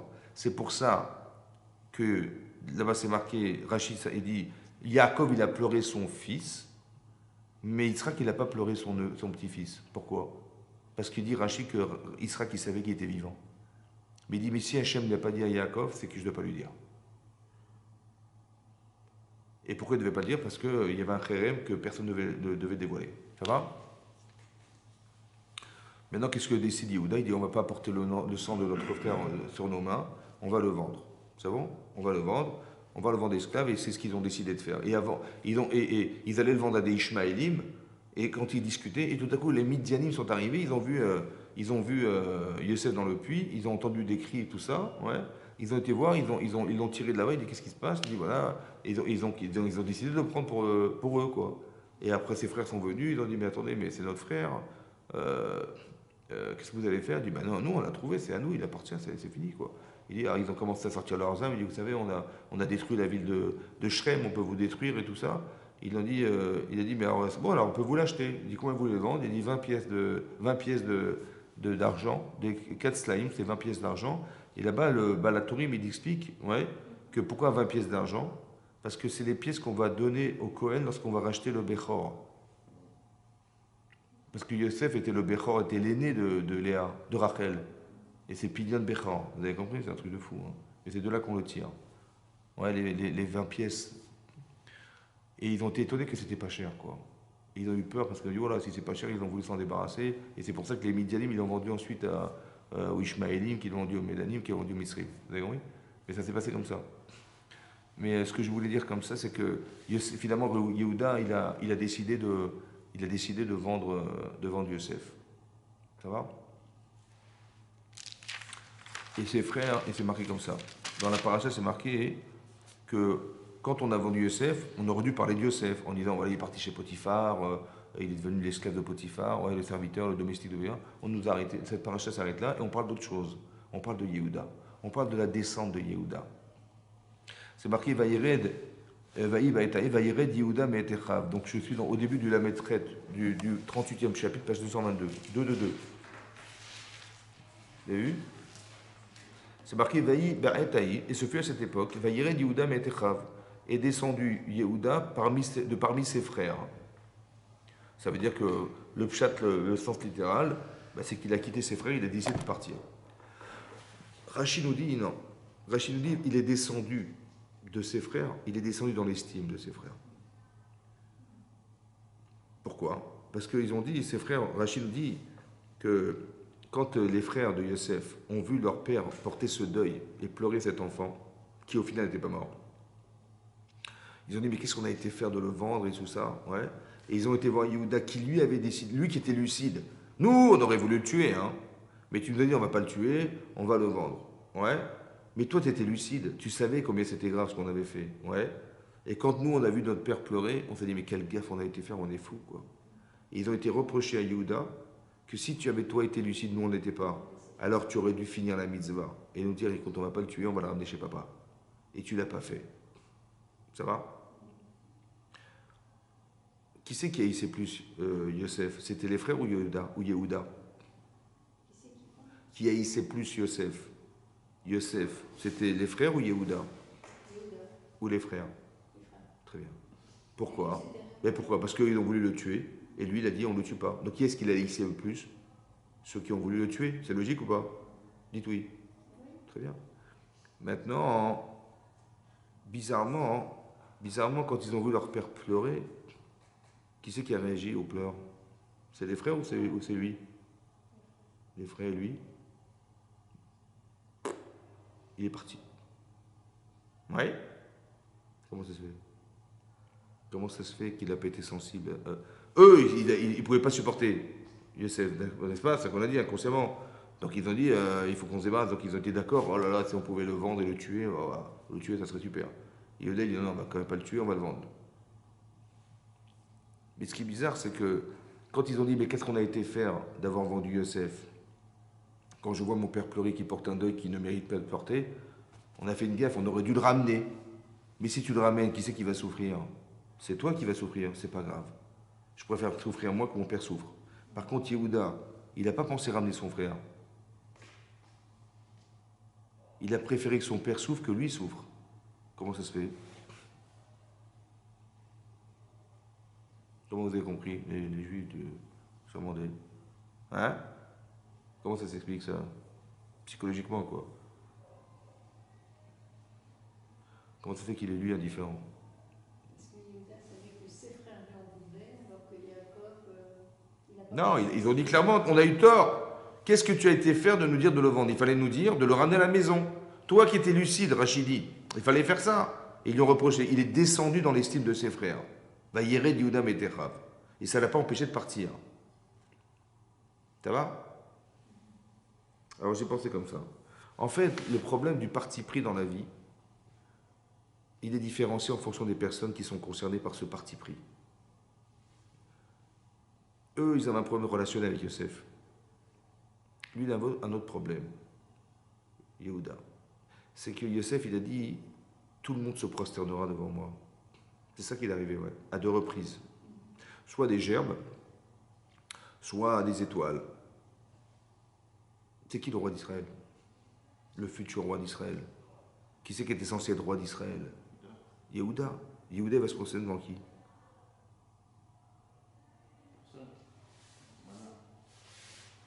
Donc, mais Yosef, il prétend quoi? Que c'est moi qui vais me procéder devant lui? C'est pas possible. Donc, j'ai pas le même problème que mes frères. J'ai un problème avec moi-même. Comment il va prendre ma place? Comment il est fou de croire qu'il va devenir roi d'Israël? C'est pas possible. Ouais. Donc, eux qui ont un problème relationnel avec lui, qui est autre que le statut qu'il représente pour lui, alors ils ont été sensibilisés par la souffrance de leur père. Entre ce que lui va souffrir et ce que nous on va souffrir, ça n'a pas de commune mesure, donc on va être obligé de penser qu'il fallait ramener Yosef. Seulement Yehuda, qui va être roi d'Israël, est-ce qu'il peut ramener Yosef à la maison? Ben non, parce que ramener, ça veut dire qu'il va être roi d'Israël, ce qui n'est pas possible. Donc qu'est-ce que tu veux que j'y fasse? Mon père, il est obligé de subir les choix que Yosef, il a eu de croire qu'il allait être roi d'Israël? Oui ou non? Donc j'assume ma royauté. Ben, je deviens insensible à la souffrance de mon père, parce que si je suis sensible, je vais le ramener, c'est qui va perdre? C'est Hachem qui va perdre, parce que je suis moi le roi d'Israël. Tout ça parce qu'il a interprété que Yosef, il a dit, je vais être roi d'Israël. Vous avez compris pas? Vous avez compris le problème? C'est pour ça qu'il est insensible aux pleurs de son père. Donc d'où vient l'insensibilité? D'où elle vient? Comment c'est traduit? La forte conscience que j'ai du poste que je dois tenir dans ma vie, ouais, m'empêche d'être sensible. Pourquoi? Parce que si je suis sensible aux peurs de mon père, je vais devoir ramener Yosef. Et si je ramène Yosef, qui c'est qui va souffrir? C'est moi. Or, je ne veux pas souffrir. Donc, mon inconscient me dit, tu ne peux pas être sensible. Mon cerveau, il ne me permettra pas d'être sensible aux peurs de mon père. Vous comprenez ce qui se passe? On voit la même image. Les frangins, les frères, eux, ils vont pleurer, ils vont dire on a été fous, et lui, il ne va pas pouvoir le faire. Parce que le blocage interne qui éveille chez lui le désir d'être roi, cette conscience profonde l'empêche d'avoir conscience de la souffrance qu'il organise. Parce que le raisonnement, c'est si je souffre en voyant mon père, je vais être obligé de ramener Yosef, mais si je ramène Yosef, il va risquer de diviser le peuple juif en deux. Il y aura Yosef et Yehuda, et ce qui n'est pas possible. Donc on a fait un jugement, il faut qu'on s'y tienne. Donc Yosef doit disparaître. Et ça, le fait que Yosef doit disparaître, ça me rend inconscient de la souffrance de mon père. Vous avez compris? C'est pour ça qu'il s'en va. Vous avez compris? Mais il a eu raison ou il a eu tort? Il a eu tort. D'où je sais? Parce que Mina Shamaïm, ses frères sont venus lui dire, mais qu'est-ce que tu as été faire de le vendre? Il fallait le ramener à la maison. Qui c'est qui parle en fait? C'est Hachem. Vous avez compris ça? Vous avez compris ça? Quand les frères sont venus dire, mais qu'est-ce qu'on a été faire?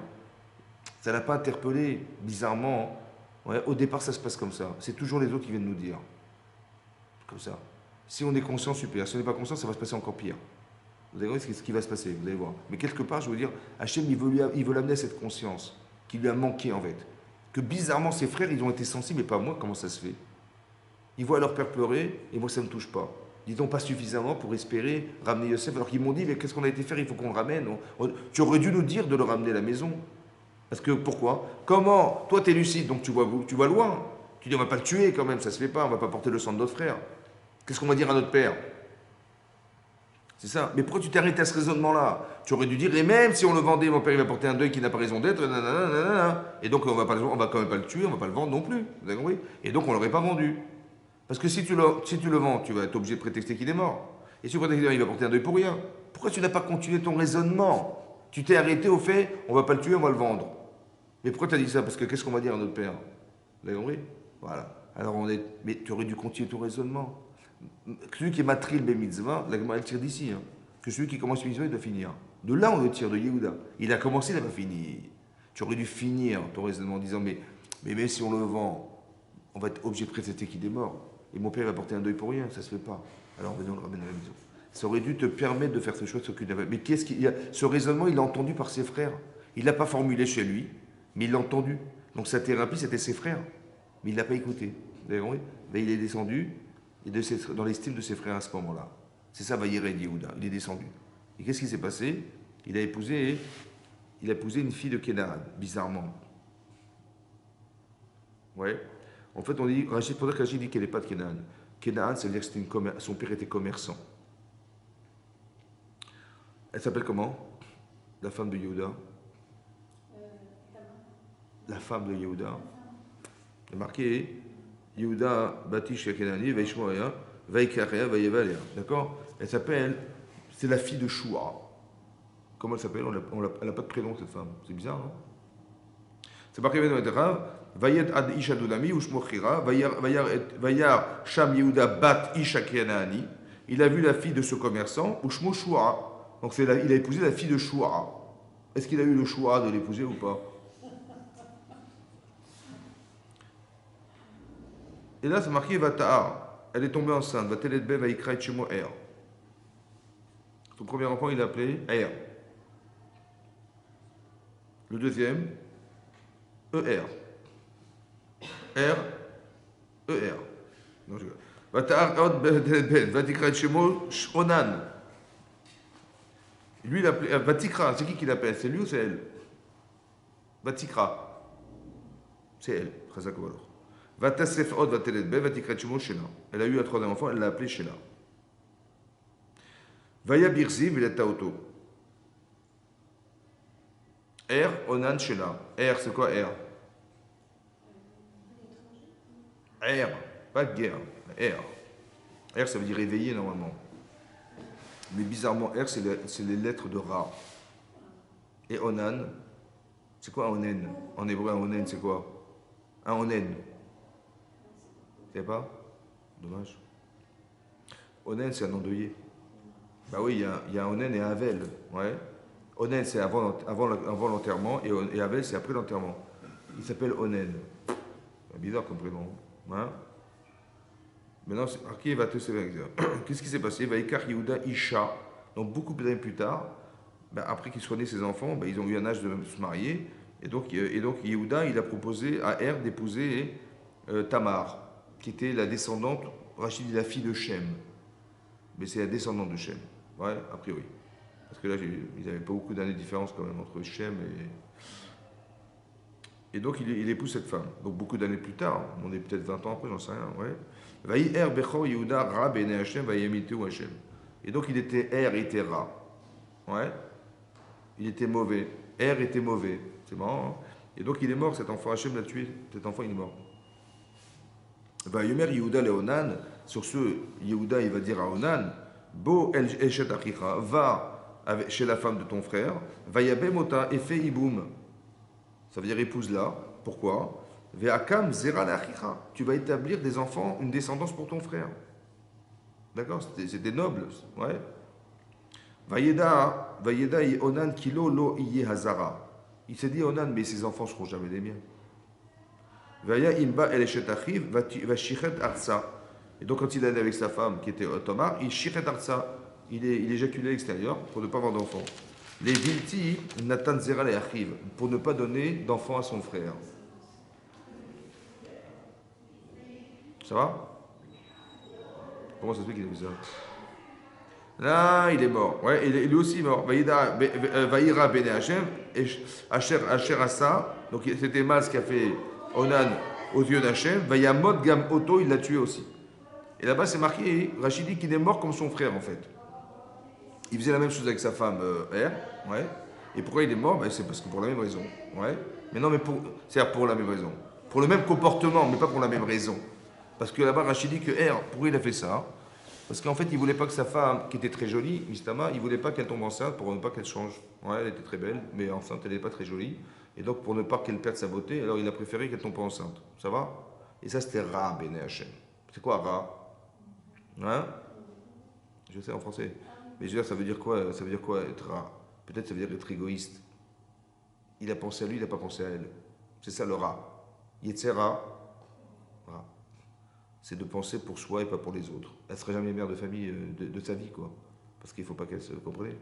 Et ça, c'était Ra, Béné Hachem. Et l'autre, il est mort pareil. Il a fait la même chose, mais et lui, c'est mais toujours dans le désintérêt des autres. Vous avez compris? Si c'est pas mes enfants, à quoi ça sert? Ouais, mais c'est dans l'intérêt de ton frère. Non, non, non, il n'y a pas d'intérêt de mon frère. Ça va? Ils faisaient tout par intérêt personnel. C'est ça le problème qu'ils avaient. Comment ça se fait que Yehuda, il engendre des enfants pareils? Parce que Yehuda, il a fait la même chose Chazak ou Baruch? Vous avez compris ou pas? Avec Yosef. Finalement, hein, il perd ses deux enfants. Qu'est-ce qui se passe? Donc, qu'est-ce qui va se passer? Vayomer Yehuda et Tamar Kalato Shvi Almana Betavir. Dit en attendant, porte le deuil chez tes parents. Ad Igdal Shela, jusqu'à ce que grandisse Shela béni. Donc, elle voulait épouser le troisième enfant. Et lui, il a dit non, non. Il dit oui, oui, bien sûr, bien sûr. Mais plus tard, il est trop petit. Ouais. En fait, il voulait lui donner ou pas? Non. Qui a marre, Penyamut Gamou, qui est Rav. Il a dit peut-être lui aussi va mourir comme ses frères. Va Teler, va Tama, va Téché, va Tavir. Ça va? En fait, il n'a jamais voulu lui donner cet enfant, jamais de sa vie. Ouais. Après, il est marqué Vayabou, Yami, va Tamot, pas de choix. Et après beaucoup d'années, beaucoup de jours passés, et la fille de choix disparaît. Il perd sa femme. Donc il perd ses enfants, il perd sa femme. Ouais, pourquoi il fait tout ça, à votre avis? Hein? à cause de la souffrance. Pourquoi il perd ses enfants, il perd sa femme, il perd ses trucs? Hein? D'avoir fait souffrir son père et son frère. Alors peut-être c'est comme ça. Est-ce que Yehuda est Yehuda? Est-ce qu'un roi d'Israël se comporte comme ça? Il n'est pas Yehuda. C'est peut-être pour ça qu'il épouse une femme qui n'a pas de nom. Parce que c'est pas lui. Il perd ses enfants parce que ce qu'il transmet, c'est ce qu'il est. Vous avez compris ça? Il s'en rend compte ou pas?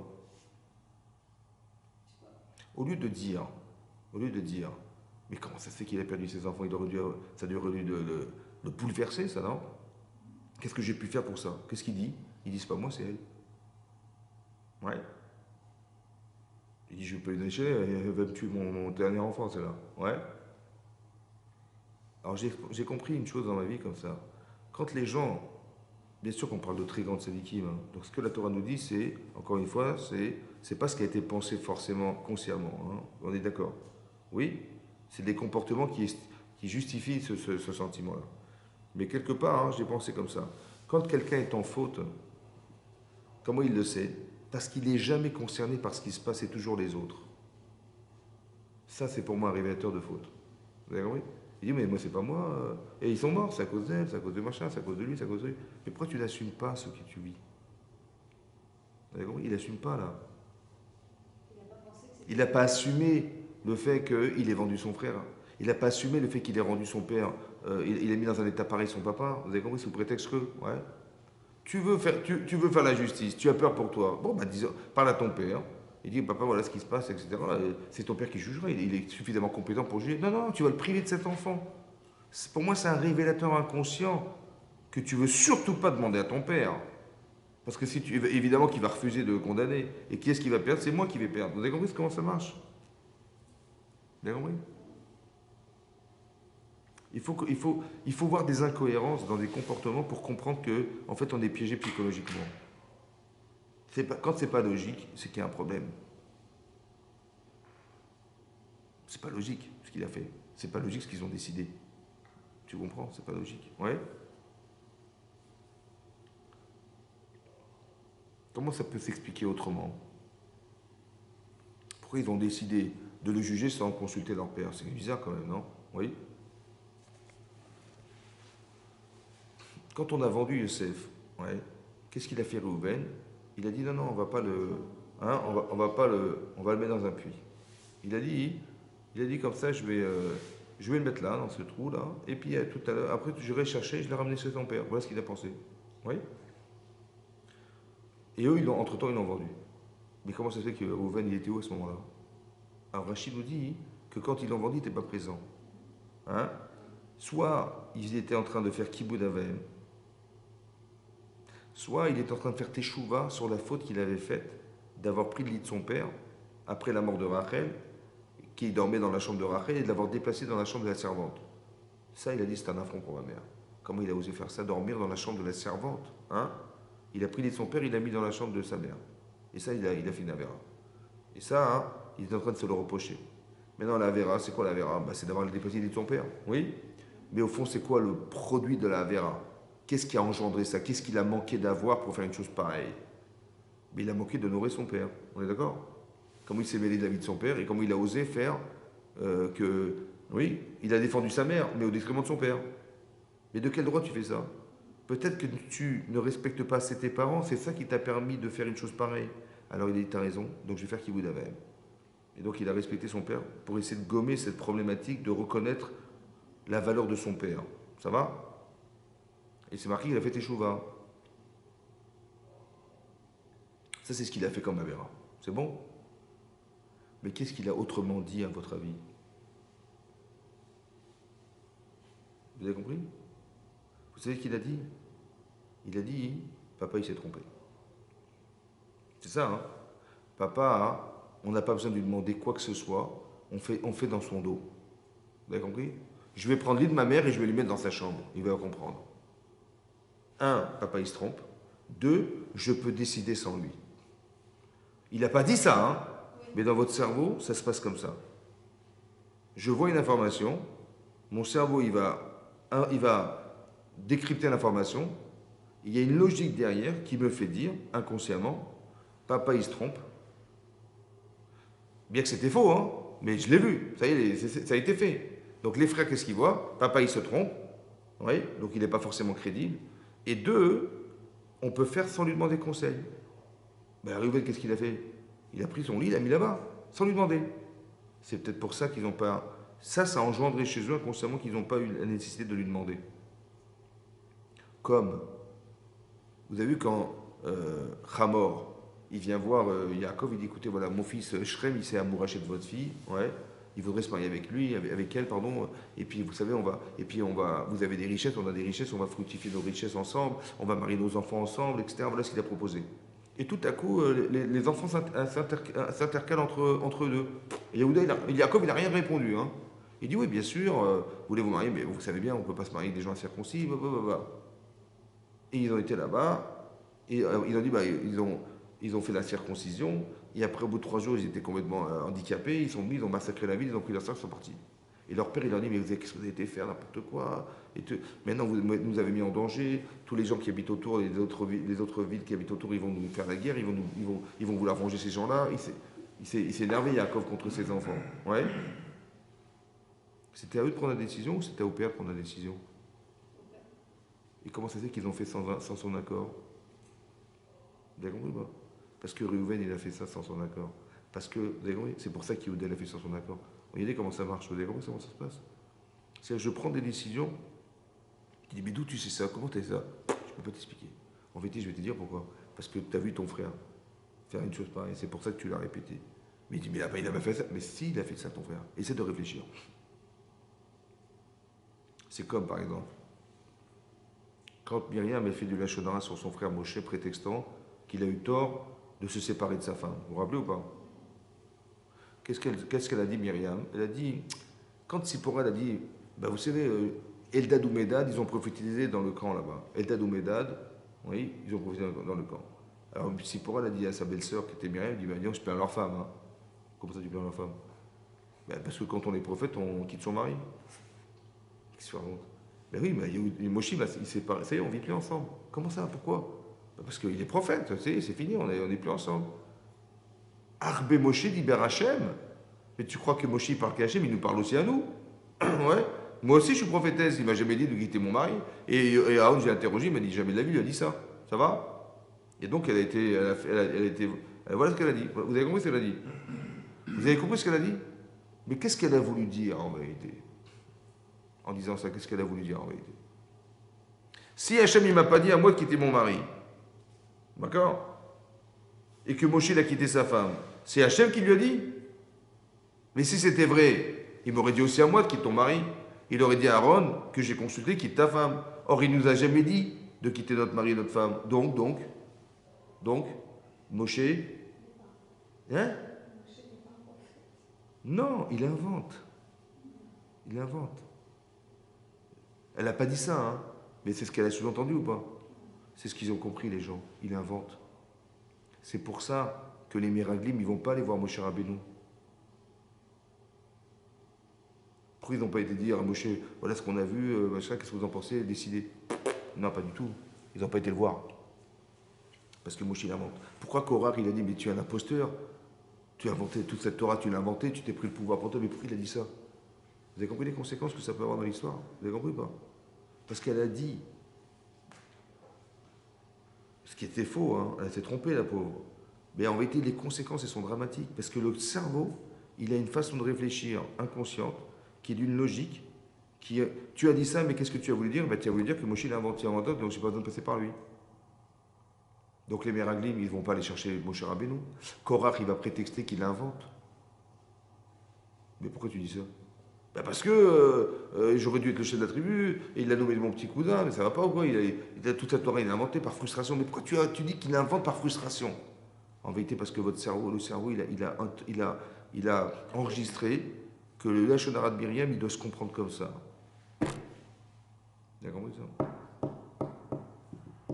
Ça veut dire qu'on est obligé de prier Hachem Pour comprendre les messages. que ce soit lui qui contrôle notre inconscient, parce que c'est une catastrophe totale. C'est pour ça que le Rav Dessler, il explique. Il y a Gemara dans Souka qui dit là-bas que il m'allait à Kadosh Baruch Hu, si Dieu ne nous aidait pas, En Yacholou, on ne pourrait pas se sortir du Yetzirah. Voilà ce qui est marqué dans la Gemara. Si ce n'était que Dieu nous aide, on ne pourrait pas se sortir du Yetzirah. Alors ça veut dire quoi? Alors lui il explique, le Rav Dessler, il dit comme ça. Toi, tu travailles sur le conscient. Ça va? Maintenant, quand tu dors, le Yetzirah, il est là ou pas? Il va te faire un trafic dans ton inconscient, mon chéri, de folie. Ouais. Mais si ce n'était qu'Hachem, il nous aide, parce que toi, tu travailles sur le conscient, mais lui, il va s'occuper de ton inconscient. Il va l'empêcher d'entrer dans ton inconscient. Si Hachem ne le faisait pas, on ne pourrait pas s'en sortir. Tu as compris ça? Hein? J'aurais jamais pensé à prier pour ça. Ben, je pense que c'est nécessaire. C'est essentiel. Ben, vous avez vu ce qui se passe ou pas? Ben, il n'y a que ça là-dedans. C'est que ça. On est incapable de décoder quoi que ce soit dans ces conditions. Mais c'est pas possible parce que c'est inconscient. C'est votre cerveau qui résonne.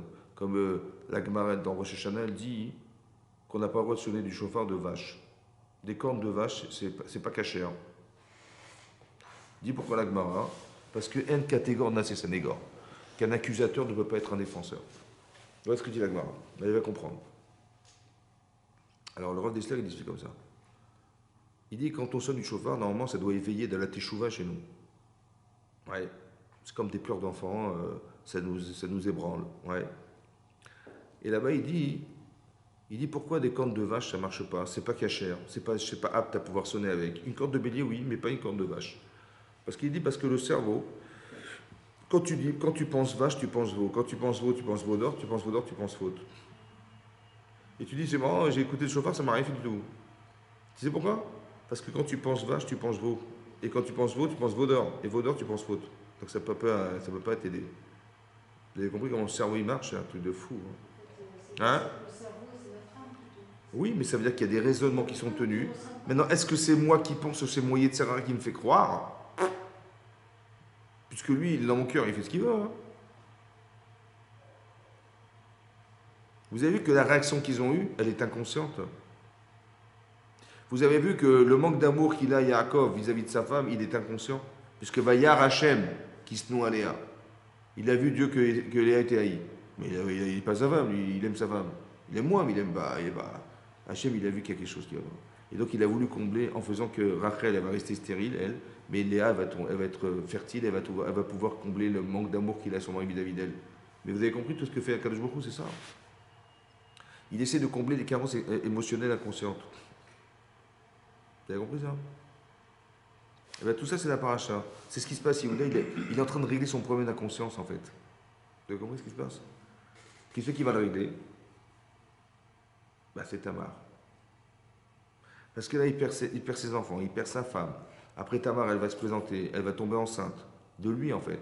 Et lui, il va être très embêté parce que il sait il a été avec cette femme, ouais. Il n'a pas reconnu sa belle-fille. Elle était tellement pudique, sa belle-fille, qu'il n'a même pas vu son visage. Il n'a même pas reconnu que c'était elle. Il n'avait jamais vu son visage. Tellement elle était pudique à la maison. Il dit c'est pour ça qu'elle a eu des rois. Comme ça, du Rachid là-bas. Parce que sa pudeur, ça a entraîné, ça a permis de créer des rois dans l'Israël. Et donc là-bas, c'est marqué, et c'est pour ça qu'il n'a pas reconnu. Soit il y a une explication que les femmes, une zona, une prostituée, elle se cachait le visage pour ne pas se montrer. Soit elle avait le visage découvert, mais comme il n'avait jamais vu de sa vie, alors il n'a pas reconnu. Ouais, comme ça dit Rachid. L'Akbar dans Sota, c'est Akbar dans Sota. Maintenant, elle lui a dit, écoute, tu veux bien, elle lui a dit, pour ce service, qu'est-ce que tu me donnes? Il dit, ben, je te donne un chevreau. Il n'avait pas de chevreau. Pourquoi il a dit un chevreau? Pourquoi il a dit un chevreau? Rachid dit, c'est pourquoi? Parce qu'avec quoi ils ont aspergé la tunique? Avec un chevreau. Donc c'est des mots qui auraient dû déclencher la teshuva. Ça n'a pas marché. Après, il lui dit, ben, donne-moi quelque chose, un gage. Il dit, ben, je donne mon bâton. Donne-moi ton bâton, ta bague et ton vêtement. Il a donné. Et après, elle est tombée enceinte. Mais avant qu'elle tombe enceinte, il a dit à Adoulami, son domestique, il dit, va vite la trouver, cette fille-là. Parce que je lui ai donné ma bague, mon chef, il faut que tu récupères. Voilà, j'ai le chevreau, il va lui donner parce que chemin, il abouse. De peur que j'ai la honte. Parce que si on va découvrir qu'elle va dire, mais voilà, avec qui j'étais, c'est à qui ça appartient. Une femme qui est une prostituée, c'est une catastrophe pour lui, quoi. Ouais. Donc il a voulu absolument. Il n'a pas trouvé. Pourquoi il n'a pas trouvé? Rachid dit, pourquoi il n'a pas trouvé? Parce que le tsar qu'il a eu, c'est celui qui l'a provoqué à son père. T'as trompé ton père, alors on t'a trompé aussi. Donc tout est mida keneged mida, vous avez compris? Ça l'a toujours pas réveillé. Il n'a pas réveillé encore. Après, il voit que sa belle-fille tombe enceinte. Elle était fille de Cohen, Shem. Une fille de Cohen, elle est condamnée à l'époque, Shem Noir, c'était ça, ouais. Et donc, qu'est-ce qui se passe? Ils ont jugé. Il a jugé lui. Avbeddin qu'il était, Yehuda, le roi il était chef des tribunaux. C'était qui avait au tribunal? Il était trois. Il y avait Yitzhak, il y avait Yaakov et il y avait lui. Ouais, son père, son grand-père et lui. Ils ont jugé qu'elle était condamnée à mort. Elle était condamnée à mort. Tamar. Ben, elle était enceinte. Qu'est-ce qu'elle a fait, elle? Elle a envoyé le bâton, la bague et le vêtement à quelqu'un en lui disant, voilà, va lui présenter à Yehuda et dis-lui de ma part, Akerna, reconnais, je t'en prie. Pourquoi elle a dit Akerna? Mina Shamaim, pourquoi elle a dit ça? Parce que lui, il avait envoyé la tunique à son père. Il a dit Akerna, reconnais, je t'en prie, la tunique de ton fils. Mais tout est calculé pour que les mots ils puissent avoir une influence inconsciente chez lui pour le faire tchouva. Il a entendu les mêmes mots qu'il a dit à son père. Il a trompé son père, il a été trompé par cette femme. Vous avez compris, etc.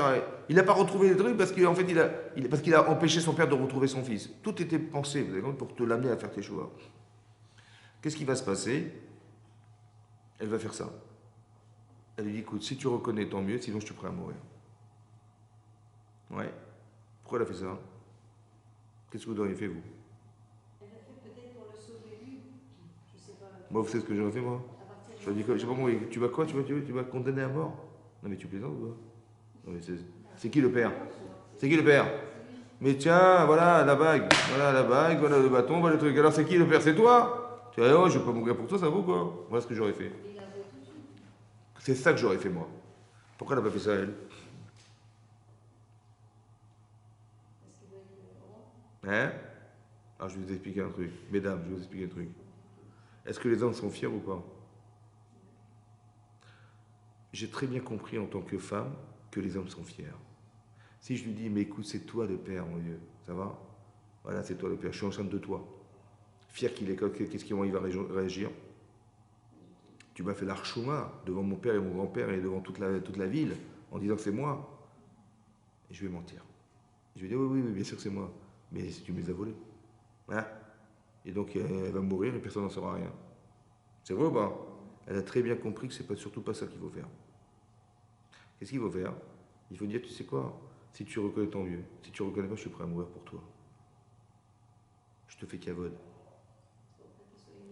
T'es prêt à mourir pour moi? Ah, je peux rien dire. Tu m'as désarmé. Tu as raison. Mais je reconnais. C'est ce que je vais dire. Ça va te tuer. Ouais. Si elle m'avait affronté en direct, en me provoquant, j'aurais renié et j'aurais dit, bah, tiens, qu'elle dégage, elle va vouloir me faire la honte, tu vois ce que je vais lui faire. Et j'aurais pas été sensible à sa mort. Par contre, par contre, si elle m'a respecté au point de vouloir accepter de mourir pour me respecter, alors je dirais, je suis d'accord. Tout ça parce qu'un homme, de nature, il est fier. Et donc, elle a pas été contre sa fierté. Elle a dit, écoute, je te respecte tellement, je respecte tellement ce que tu représentes pour moi, que je suis prêt à mourir pour toi. Et donc, elle a contourné son Yetzirah. Vous avez compris ça? Une femme, elle ne doit pas se confronter à son mari dans la nature virile de son mari. Elle doit essayer de contourner cette problématique. Pour qu'il a l'impression. Si une femme elle respecte son mari à ce point-là, mais il va lui embrasser les pieds. Vous avez compris ça? C'est pour ça qu'il a dit, Tzadka a raison. Mimini de moi sont ses enfants, il a accepté. Là, il commence à devenir. Il était modé maintenant. Il a reconnu que c'était elle, qu'elle avait raison. Comment il s'appelle lui? Il a reconnu Yehuda. Ça veut dire que tout ce qu'il avait fauté au départ, lui, il a cru que tout ce qui lui était arrivé, c'était à cause de Shena qu'il a refusé à donner à cette femme. En fait, ce qu'il n'a toujours pas compris, c'est le problème, c'est pas ça. C'est Yosef. C'est Yosef.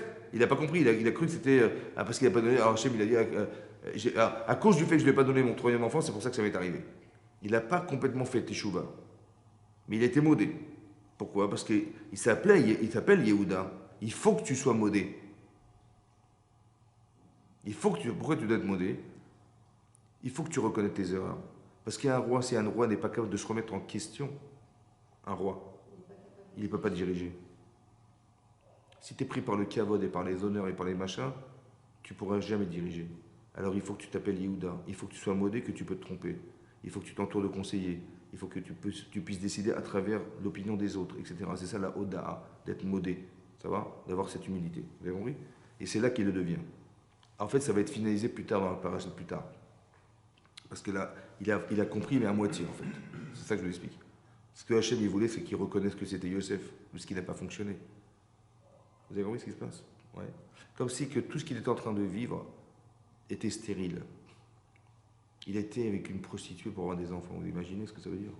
C'est-à-dire, Hachem me dit, mais c'est stérile ce que tu vis. Parce que tu n'es pas toi-même. Donc sa femme n'a pas de prénom, il perd ses enfants, etc. etc. Hachem lui envoie des bombes atomiques sur la tête pour lui faire comprendre. Mais c'est tellement puissant chez lui, vous avez compris, qu'Hachem il est obligé de s'acharner à la proportionnelle de l'attachement qu'il a de ne pas reconnaître. Parce que des enjeux qui sont très énormes, vous avez compris? Donc des histoires pareilles, des souffrances pareilles, ça peut se comprendre de deux façons. Soit on a voulu assassiner, quoi. Soit ça veut dire qu'Hachem il est en train de l'accabler pour essayer de décapsuler ce problème interne qu'il a en lui. Vous avez compris ce qu'il veut Hachem? Tant qu'on n'a pas compris les épreuves. C'est pour ça qu'il faut être ma'amine. C'est pour ça qu'il faut être ma'amine.